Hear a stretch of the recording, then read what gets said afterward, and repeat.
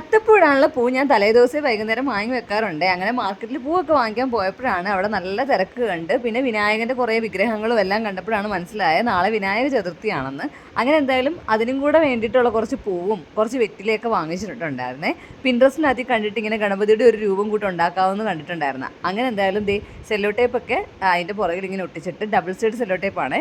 അങ്ങനെ ഒരു വിനായകൻ്റെ രൂപമൊക്കെ ഇങ്ങനെ റെഡിയാക്കി എടുത്തിട്ടുണ്ട്. മുകളിലത്തെ വെറ്റയ്ക്കകത്ത് വൈറ്റ് കളർ ഫാബ്രിക് പെയിൻറ് വെച്ച് ഒരു ചന്ദനക്കുറി തൊടുമ്പം നല്ല പെർഫെക്റ്റ് ആയിട്ട് കിട്ടും എന്നായിരുന്നു കണ്ടിരുന്നത്. അങ്ങനെ ഫാബ്രിക് പെയിൻറ് തപ്പി നോക്കിയപ്പോൾ അത് കട്ട പിടിച്ചിരിക്കുകയായിരുന്നു. പിന്നെ ഞാനൊരു ചോക്കൊക്കെ വെച്ചിട്ട് 3 വര കൂട്ടൊക്കെ ഉണ്ടാക്കി എടുത്തിട്ടുണ്ടായിരുന്നു കേട്ടോ. പക്ഷേ അത് അത്ര അങ്ങോട്ട് പെർഫെക്റ്റ് ആയില്ല. അടുത്തുനിന്ന് കാണുമ്പോൾ മാത്രമേ ആ ഒരു വര അങ്ങോട്ട് വിസിബിൾ ആയിട്ടുള്ളായിരുന്നു കേട്ടോ.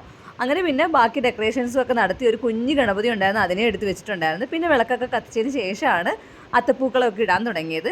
ഇന്ന് ചിത്തിരി ആയതുകൊണ്ട് 2 കളറായിരുന്നു. അങ്ങനെ 2 കളർ വെച്ചിട്ടാണ് അത്തപ്പൂക്കളമൊക്കെ ഇട്ടത്. അങ്ങനെ വിനായകനെ ഒരുക്കി അതിൻ്റെയൊക്കെ ഒരു ഫൈനൽ ഔട്ട്ലുക്ക് ഇങ്ങനെയാണ് കേട്ടോ. അടുത്ത് നിൽക്കുമ്പോൾ മാത്രമേ ഇത് വരച്ചത് കാണാൻ പറ്റത്തുള്ളായിരുന്നു കേട്ടോ. ഇവിടെ വിനായക ചതുർത്ഥിക്ക് വിനായകൻ്റെ വിഗ്രഹവും എല്ലാം വെച്ച് പൂജിച്ച് എല്ലാ ദിവസവും പായസം, സുണ്ടൽ, കുഴക്കട്ട അങ്ങനെ എല്ലാം ഉണ്ടാക്കി വെച്ച് പൂജിച്ചതിന് ശേഷമാണ് ഉച്ചയ്ക്കത്തെ ആഹാരമൊക്കെ എല്ലാവരും കഴിക്കാറ്. പിന്നെ അത്ര രീതിയിലൊന്നും നമുക്കറിയാത്തത് കൊണ്ട് പിന്നെ പൂക്കളം ഇടുന്നതായതുകൊണ്ട് മാത്രം ഞാൻ ഇങ്ങനെ ഒന്ന് ഡെക്കറേറ്റ് ചെയ്തെടുത്തതാണ് കേട്ടോ. ഇഷ്ടപ്പെട്ട ലൈക്ക് ചെയ്യാനും സബ്സ്ക്രൈബ് ചെയ്യാനും മറക്കണ്ടായേ. അടുത്ത ഷോർട്സുമായിട്ട് ഉടനെ തന്നെ കാണാം.